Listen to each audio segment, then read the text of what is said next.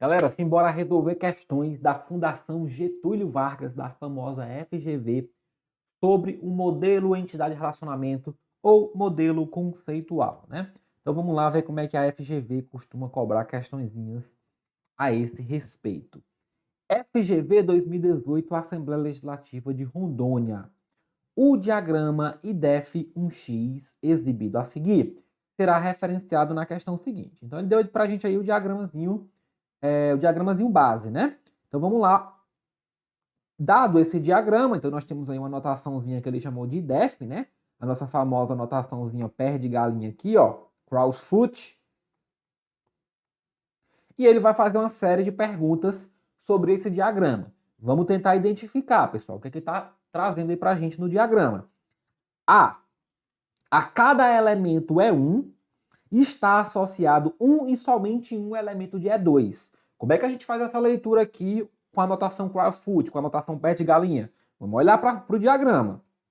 Então a gente tem E1, ó, se relacionando com isso daqui, pessoal, ó. Bolinha com setinhas. O que é que significa isso? Isso aqui é equivalente a isso, ó. 0 ou N, ou seja, uma ocorrência de E1 vai se relacionar com nenhuma ou com várias ocorrências de E2. Então não existe essa história de um e somente um, não. Então o item A está errado. Beleza? Item B. A cada elemento de E1 estão associados entre 1 e N elementos de E2. Então a gente já viu que é entre 0 e N, e não entre 1 e N. C. A cada elemento de E2 está associado um e somente um elemento de E1. Agora a gente tem que fazer a leitura para o E2. Então vamos lá. Ó. No E2, como é que está a associação aqui? Como é que está a cardinalidade do relacionamento? Nós temos duas setinhas. O que é que significa duas setinhas? Mínima 1, máxima 1. Pessoal, então a notação crossfoot é bem tranquila. Por quê? Porque se eu tiver a bolinha, ela representa 0. Se eu tiver a setinha, ela representa 1. E se eu tiver o pezinho de galinha, as setinhas, né? Ela representa N. Então, baseado nisso, eu consigo fazer a leitura tranquilamente. Então, olha só, cada ocorrência de E2 vai se relacionar a quantas ocorrências de E1? No mínimo uma e no máximo uma. Ou seja, um e somente um. Então, o item C está corretíssimo. O item C está corretíssimo. Vamos ler o resto só para desencargo de consciência. A cada elemento de E2 estão associados 1 e N? Não, 1 e 1. Não é 1 e N, né? Então, não. E a E? A cada elemento de E2 podem estar associados 0 ou 1. Para ser 0 ou 1, como é que seria? 0 ou 1, né? 0 barrinha. Como temos aqui, por exemplo, ó. Aí seria 0 ou 1. Mas como eu tenho duas setinhas, então é 1 ou 1. Ou seja, obrigatoriamente 1, né? Inclusive é uma associação aí obrigatória. Então, errada a letra E. Ficamos então com o gabarito letra C. Vamos lá. FGV 2018, Assembleia Legislativa de Rondônia. Na representação de esquemas para bancos de dados relacionais por meio da notação IDEF1X, os relacionamentos podem ser identificadores ou não identificadores. Então, um conceitinho aí que a questão vai cobrar. Sobre a consequência do uso de relacionamentos identificadores, assinale a afirmativa correta. Vamos lá, pessoal. O que é um relacionamento identificador entre duas entidades? Então, você tem lá duas entidadezinhas. E o que seria um relacionamento identificador entre elas? Seria um relacionamento que traz para a gente aquele conceitinho de entidade fraca. Ou seja, que para aquelas entidades existirem, temos que ter ali, né? Temos que ter obrigatoriamente a participação daquela entidade relacionada, do relacionamento ali. Então, o identificador é isso. O não identificador é aquele que não precisa, beleza? Dito isto, vamos lá. Uma tabela não pode participar em mais de um relacionamento identificador. Pessoal, uma tabela, uma entidade, pode participar em vários relacionamentos, sejam identificadores ou não. Não tem essa restrição, não tem essa limitação da quantidade de relacionamentos que uma tabela pode participar. A cardinalidade de um relacionamento identificador deve ser 1 para 1. Não, pessoal, não necessariamente. Ela pode ser 1 para 1. Geralmente até ela é 1 para N, mas ela não é obrigatoriamente ser 1 para 1, não. Pode, pode. C. A tabela do lado N do relacionamento deve possuir uma chave primária que independa da chave estrangeira decorrente do relacionamento. Aí o item fez uma mistureba doida, uma salada doida, e ninguém sabe o que ele quis dizer, né? Mas vamos lá. Pessoal, se eu tenho um relacionamento 1 para N, o que acontece? A minha chave estrangeira vai para o lado N, certo? Então, na verdade, ó, a tabela do lado N vai ter a chave estrangeira que depende da chave primária do lado 1. Então, nada a ver esse item C aí, totalmente bagunçado. Letra D. A chave estrangeira decorrente do relacionamento deve fazer parte da chave primária da tabela. Beleza? Aí sim, né, pessoal? Eu vou ter chave estrangeira ligando para chave primária. E aí, olha só, ele diz que deve fazer parte da chave primária dessa tabelinha aqui, ó, gerada nesse relacionamento. Por que isso aqui é obrigado, pessoal? Por que isso aqui é obrigatório? Porque eu não tenho um relacionamento identificador. Se eu tenho um relacionamento identificador, é porque eu tenho uma entidade fraca. Então, suponha que a entidade funcionário e a entidade dependente, certo? Aí eu tenho um relacionamentozinho aqui entre elas, ó. E essa tabela dependente, ela é fraca. Então, obrigatoriamente, aqui vai ter que ter uma chave apontando para cá e não só isso. Vai ter que ter obrigatoriamente esse valor como componente da chave primária. Por quê? Porque somente a partir dos atributos de dependente eu não consigo identificar cada dependente. Vamos supor que um dependente tem um número de sequência. O funcionário tem lá a sua matrícula. Para eu identificar um dependente, eu preciso saber o número de sequência dele, mas só isso não é suficiente. Eu preciso também saber a qual funcionário ele está relacionado. Então, a chave primária do dependente vai ser matrícula mais número de sequência. É isso que ele quer dizer no item D, tá? É isso que ele quer dizer no item D. Então, fiquem ligados. E no item E, a chave estrangeira decorrente do relacionamento deve permitir o preenchimento com valores nulos? Não. Se eu tenho uma entidade fraca, eu não devo permitir ali o nulo, porque ela só existe se está relacionada. Se for nulo, significa que ela não está relacionada a nenhuma ocorrência da outra entidade. Então, relacionamento identificador, eu não posso ter chave estrangeira para aquele relacionamento nula. Ah, num relacionamento normal, no não identificador, no não identificado, né, entre duas entidades fortes, aí eu até posso ter chaves estrangeiras que alguns dos registros tenham valores nulos. Só que no caso do relacionamento identificador, não posso. No caso do relacionamento identificador, não posso. Beleza? Então, letra D é o nosso gabarito. FGV 2017 BGE, analista censitário.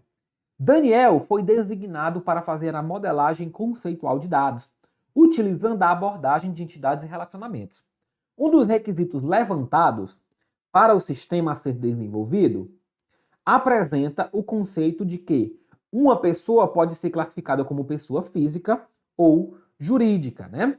A alternativa que ilustra a modelagem conceitual de dados para o conceito apresentado é, na verdade, isso aqui, pessoal, seria o item A, né? Vamos repetir aqui. Então, ele vai trazer uma série de modelos e ele quer saber qual que é o modelo que faz essa modelagemzinha aqui, ó. Que uma pessoa vai ser classificada como pessoa física ou jurídica, né? Pessoa física ou jurídica. Então vamos lá, ó. Pessoal, eu faço esse relacionamento através de criando uma entidade, pessoa, e daí fazendo um relacionamento com física e jurídica? Não, isso aqui não é o mais adequado, né? Não é o mais adequado. Por quê? Porque, pessoal, pensa comigo, pensa rapidamente comigo, até antes da gente ler os demais itens.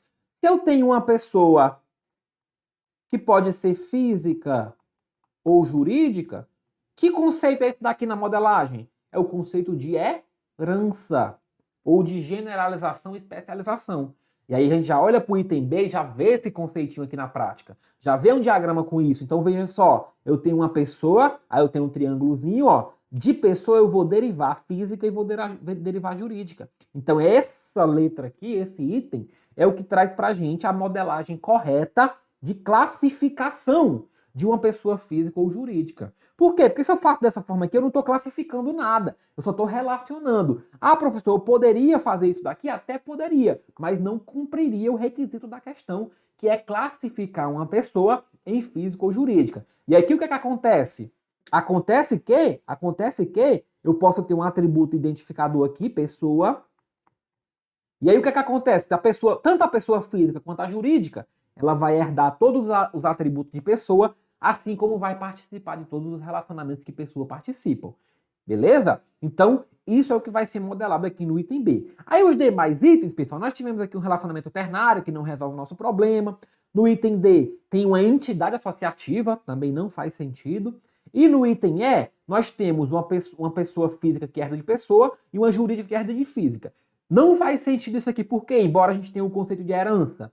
Porque a jurídica, ela não herda de física. A jurídica herda também de pessoa. Herda também de pessoa. E não de física, né? Então a herança são duas subclasses, dois filhos, duas subentidades que herdam características de uma entidade superior, de uma superclasse, tá? Então aqui nós temos no nosso diagraminha, ó, nós temos o gênero pessoa e nós temos as espécies física ou jurídica, também chamadas de subclasses, filhos, etc. O gênero também é chamado de superclasse ou pai, né? Então, o conceitinho de herança é esse. Então, falou aqui, ó, que vai classificar alguma entidade em várias possibilidades, né? Eu posso ter ali animal, aí tem o cão e gato, também é o conceitinho de herança ou generalização, especialização sendo implementado. FGV 2015, TJ Bahia. Analise o diagrama R apresentado a seguir. Então, vamos lá analisar, vamos ver o que a FGV quer da gente em relação a esse diagrama. Então temos aí o diagraminha, ele vai fazer uma série de perguntas, né? Então vamos só ler rapidamente, pessoal. E eu quero destacar aqui um negócio para vocês, ó, em relação a esse diagrama. O que é que significa aqui na entidade T1, né? Só para a gente colocar maior na tela. O que é que significa isso? Significa que T1 tem uma chave primária que é formada por A1. Como é que eu sei isso? Porque na notação IDEF e DFX, a chave ela é relacionada, os atributos que são chave, são relacionados na parte de cima do retângulo. Na parte de baixo eu tenho os atributos não chave, tá? Além de usar a notação pé de galinha para fazer os relacionamentos. Então, basicamente é isso que nós temos que ter em mente. Então, quem é a chave de T1? A1. Quem é a chave de T2? A2. Aí vamos lá. Na implementação desse modelo, é necessário que o relacionamento entre T1 e T2 seja modificado, pois não é possível implementar como descrito. Vamos ver que relacionamento é esse. O relacionamento entre T1 e T2 é um relacionamento 1 para 1, sendo 0, 1 do lado e 0, 1 do outro. Tem algum problema em implementar um relacionamento 1 para 1? Não, não tem nenhum problema. Então, pessoal, não tem nenhum impedimento aqui para fazer esse relacionamento. Segue o jogo. B. O atributo C1 da tabela T1 seja declarado como uma chave estrangeira que referencia a tabela T2. Pessoal, a chave estrangeira aqui, ó, a chave estrangeira do modelo é o único atributo, que é o C, que está indicada no próprio modelo. Como é que eu sei que está indicada? Porque tem C, FK. FK de quê? Foreign Key. FK de Foreign Key, chave estrangeira. Então, o nosso único atributo aqui é o C e não o C1. O nosso único atributo de chave estrangeira indicado no modelo é o C da tabela T2 e não o C1 da tabela T1. O atributo C da tabela T2 seja declarado com a propriedade unique, com valores nulos ignorados. Aí vamos atentar para essa questão. Ele disse que o C vai ser declarado como unique. O que é unique? Unique é uma cláusula de unicidade, ou seja, aquele campo não vai poder ter dois valores repetidos para nenhum dos registros daquela tabela. Professor, é ou não é isso que tem que ser feito? Aí vamos observar qual que é o tipo de relacionamento, porque isso é importante. Por quê? Se o relacionamento for um para muitos ou muitos para muitos, aí não precisa declarar nada como unique. Agora, se o relacionamento é um para um, como a gente viu, pessoal, então eu preciso dizer sim que o C é unique, porque ele não pode se repetir. Ele não pode se repetir. Por quê? Porque para cada valor de C, ele vai apontar para um valor lá da T1, né? Que vai apontar para A1, que A1 é a chave. Então, se eu tenho um valor, por exemplo, C igual a 2, posso apontar para a chave 2, para T1, 2. C igual a 3, eu vou apontar para a chave 10, por exemplo, para A1, 10. Se eu permito Se eu permito que dois registros que tenham C iguais apontem para a tabela T1, então veja só que na verdade eu teria um relacionamento o quê? Um para muitos, porque um de registro de um lado vai apontar para vários registros do outro. E aí eu mataria o meu relacionamento. Cuidado, muita atenção em relação a isso, pessoal. Por quê? Porque o modelo em si, ele não exige que o C seja declarado com unique, a menos que eu precise garantir que o relacionamento seja 1 para 1. Aí, se eu precisar garantir que o relacionamento seja 1 para 1, aí eu tenho realmente que colocar a propriedade unique ali. Então, por isso que a C ela está correta. Letra D. O atributo A2 da tabela T2 aceite valores nulos. Não, o A2, olha só, ele é chave. Se ele é chave, ele não pode aceitar valor nulo. Então, o A1 não pode ser nulo, o A2 não pode ser nulo. Eles são chaves.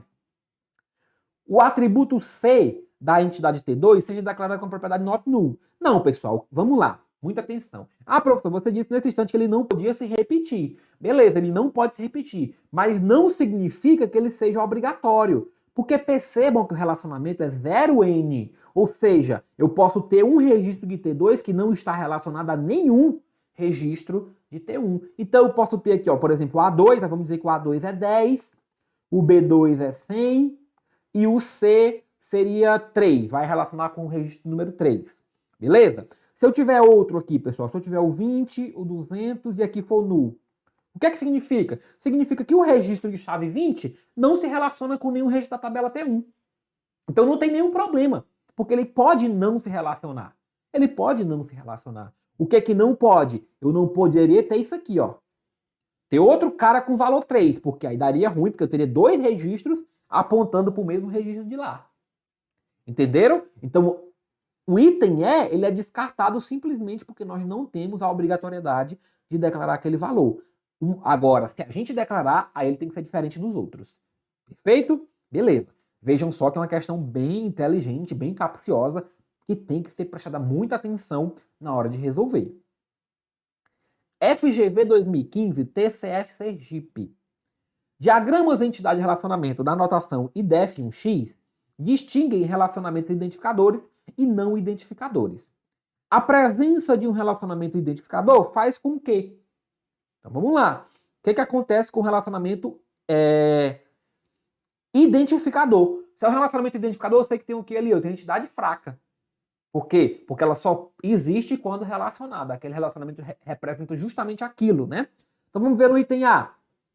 Os atributos que compõem a chave estrangeira correspondente possam assumir valores nulos? Não, pessoal. Se eu tenho um relacionamento identificador, se eu tenho uma entidade fraca, eu não posso ter a minha chave estrangeira nula. Por quê? Porque aquela chave estrangeira tem que apontar para algum registro da outra entidade.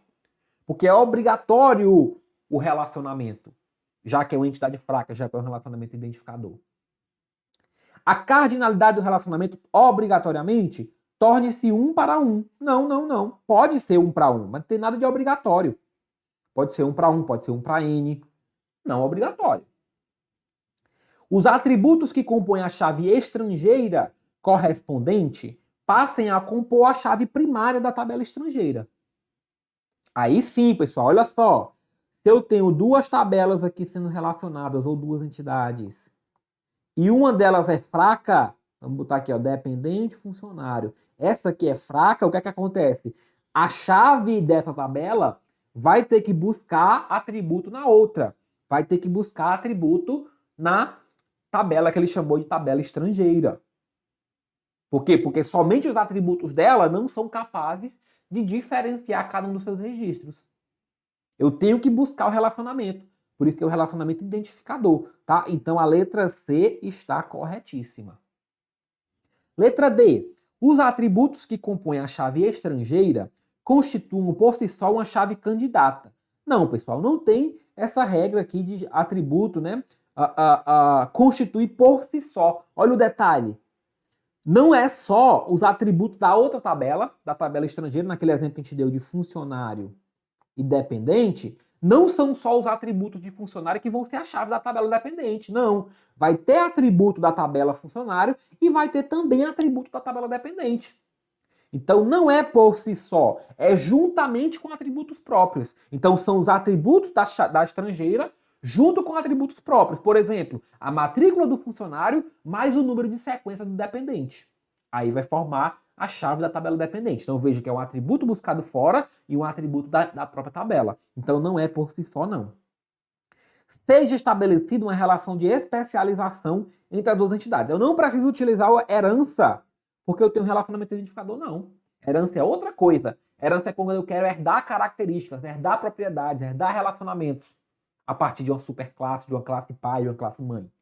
Quando eu quero obrigar que uma classe só exista ou que uma entidade só exista, quando é relacionada a outra, aí a gente usa o conceito de entidade fraca ou relacionamento identificador. Beleza? Então, letra C, o nosso gabarito. FGV 2015, TJ Rondônia. Considere o diagrama R representado pela notação IDF1X e contendo as entidades A e B, mostrado a seguir. Então, temos lá, ó, A, B, aí o A nós temos a chave A1, B não está indicando chave, né? Beleza. A conexão, ó, tem aqui, ó, o seguinte, o relacionamento é esse. A conexão entre essas entidades, por meio do relacionamento mostrado, na direção em que se encontra, nesse caso, provoca o estabelecimento entre as duas entidades do relacionamento o quê? Aí a questão só quer saber se você sabe ler isso daqui, ó. Se você sabe ler o tipo de relacionamento. Aí vamos lá, como é que eu leio? Bolinha é igual a 0, tracinho é igual a 1 e pé de galinha é igual a N. Como é que eu avalio o relacionamento, pessoal? Eu olho sempre para a cardinalidade máxima. Então aqui eu tenho o quê? Mínima de 1, máxima de 1. Mínima de 0, máxima de N. Então, uma ocorrência de A pode se relacionar com 0 ou vários Bs. Uma ocorrência de B tem que estar obrigatoriamente relacionada a uma ocorrência de A. É isso que é a leitura. Então, essa relação é o quê? Ela é 1 para N. Por que ela é 1 para N? Porque eu olho para os máximos para definir a cardinalidade do relacionamento. Beleza? Então, 1 para N. FGV 2015, TCE Sergipe. Analise o diagrama R constituído sob a notação IDF1X. Então temos lá, ó, X, Y, chave X1, X2, aqui é 0, 1, né? E aqui é 0, N. Aí ele pergunta, a leitura pede a interpretação do diagrama. Está correto concluir que cada instância de X está relacionada a uma única instância de Y. Vamos ver. Cada X pode estar a 0 ou vários Y. Então é errado o item A. Cada instância de X está relacionada a 0 ou uma ou mais instâncias de Y. Beleza. A 0 ou várias. Então item B, corretíssimo. Cada instância de Y está relacionada a uma única instância de X. Não. Pode estar a 0 ou a uma. É isso que está representado aqui. Então não obrigatoriamente é uma. Pode estar a 0 também. Cada instância de Y está relacionada a 0, uma ou mais ocorrências de X. Não, 0, 1, beleza. Mais não. Mais de uma não, é no máximo uma. Cada instância de Y está relacionada a uma ou mais instâncias de X. Não, não é uma ou mais, é 0 ou uma, né? 0 ou uma. Então, letra B, nosso gabaritinho aí. FGV 2014, TJ Goiás. Analise o diagrama R a seguir. Lá. A conclusão incorreta sobre a interpretação desse diagrama. Pessoal, aqui eu já destaco para vocês que existe uma anotaçãozinha um pouquinho diferente aqui, ó, mas essa anotação ela é basicamente para representar a herança. É como se tivesse um triângulozinho aqui e tivesse trazendo a herança, né? Então, isso aí é herança. Dito isto, né? Dito isto, vamos lá.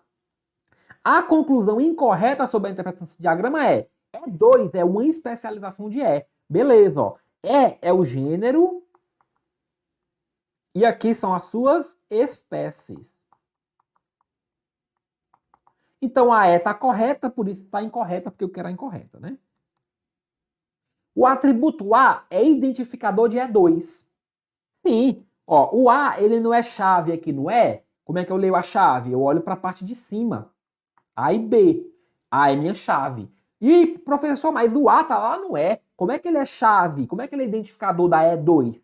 Porque na herança, as subclasses, as espécies, herdam todas as propriedades da de cima. Então, se o A é identificador da de cima, vai ser identificado também das de baixo. Então tá correto isso daqui, por isso que não é o nosso gabarito. Letra C. E1 possui um atributo B. E1 possui atributo A, B e D1. Por quê? Porque esses atributos aqui vão também para os filhos. Então, beleza, está correto, por isso está errado. E1 e E2 têm um relacionamento 1 para N. E1 e E2, pessoal, não tem relacionamento entre si, não. Cuidado, não é porque eles herdam de um mesmo pai, não é porque herdam de um mesmo gênero, de uma mesma superclasse, que eles estão relacionados, não. Quando a gente for criar uma entidade aqui, uma ocorrência, um registro, a gente vai criar um registro de E1 ou de E2. Não está nada relacionado, não. Então, ó, essa daqui, na verdade, é o nosso gabarito, porque ela está errada. Eu não tenho relacionamento. Aí ele pergunta, B é atributo discriminador de subtipo. O que é isso? O que é um atributo discriminador de subtipo? É aquele atributo que vai servir para identificar quem que será a espécie. E aí, nesse modelozinho aqui, pessoal, ele é representado aqui, ó. Ou seja, eu tenho uma entidade E gênero, e a partir desse meu gênero, a partir do atributo B, eu vou descobrir se é uma entidade E1 ou uma entidade 2. Então, beleza, isso aqui está correto, por isso está errado. Então, letra D é o nosso gabarito. Então, uma notação um pouquinho diferente do comum, né, para representar a herança, mas a gente consegue aí passar por ela e entender a questão. FGV 2019 TJ Goiás. Analise o diagrama E, que modela os jogos de um campeonato onde todos os times jogam entre si 2 vezes, em turno e retorno. Então, nós temos aqui o time e o jogo. A conclusão correta sobre esse diagrama é que, aí vamos lá, ó, letra A, cada jogo é identificado pelos identificadores dos times que disputam. Então eu tenho o jogo, ó, e na parte de cima eu tenho o quê?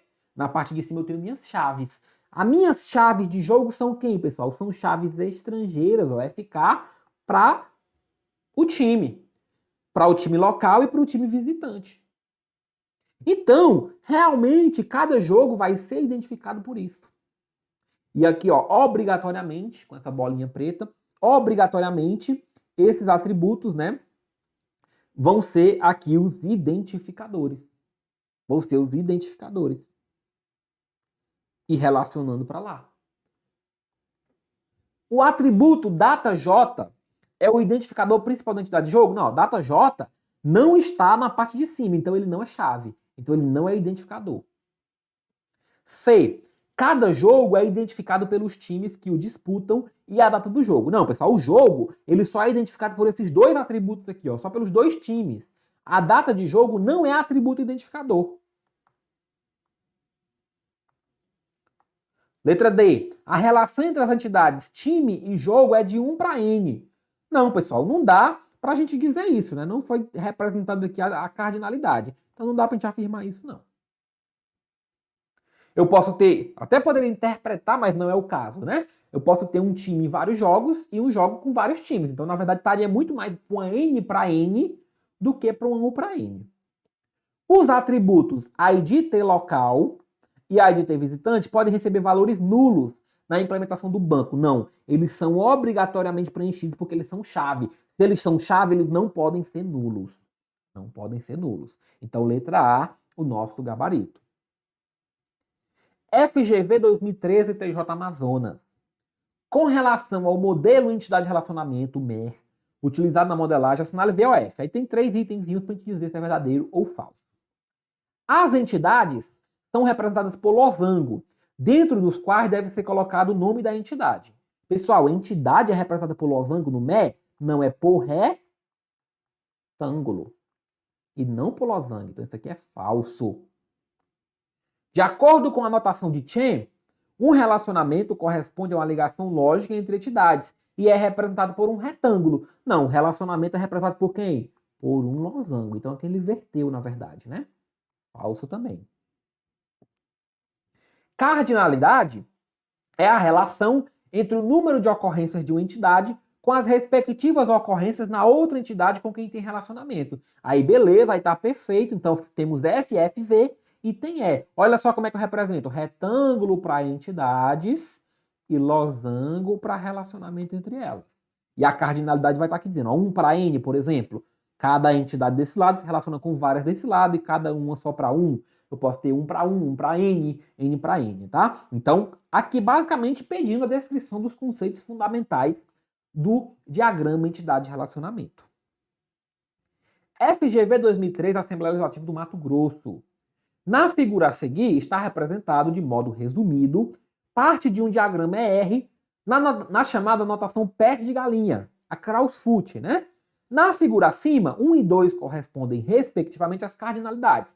Aí vamos lá, como é que a gente faz a leitura disso? Bolinha representa 0, setinha representa 1 e pezinho de galinha representa N. Então aqui eu tenho o quê? 1, né? Mínima 1, máxima 1. E aqui eu tenho o quê? Mínima 0 e máxima N.